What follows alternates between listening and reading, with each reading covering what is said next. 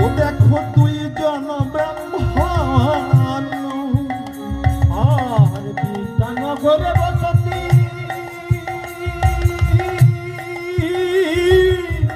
দুইজন ব্রাহ্মণ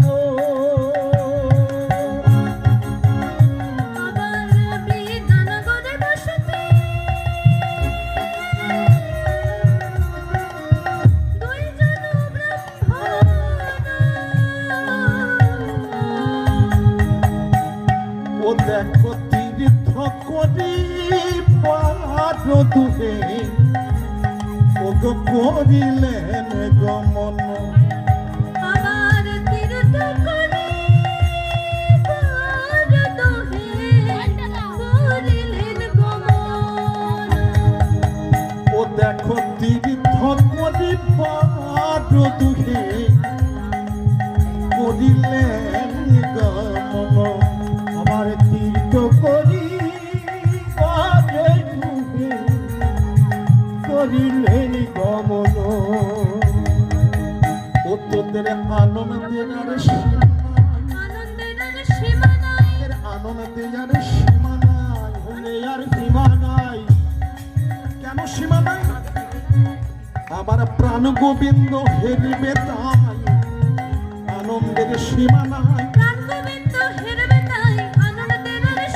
আমাদের প্রাণ গোবিন্দ ফেরবে তাই আনন্দের আর সীমা নাই।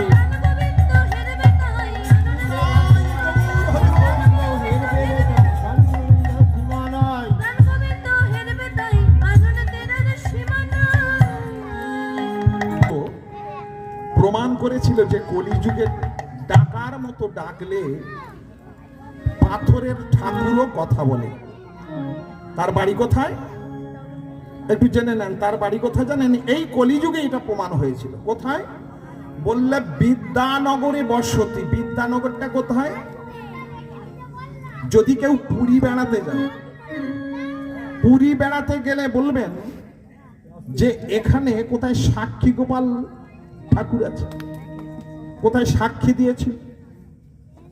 পুরীর অনতি দূরে একটা বিদ্যানগর বলে জায়গা আছে।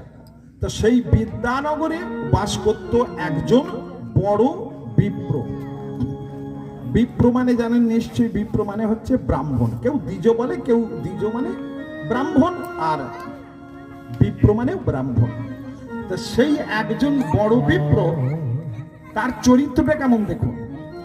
সে ছোটবেলা থেকে মনে মনে ভাবতো যে এই কলিযুগে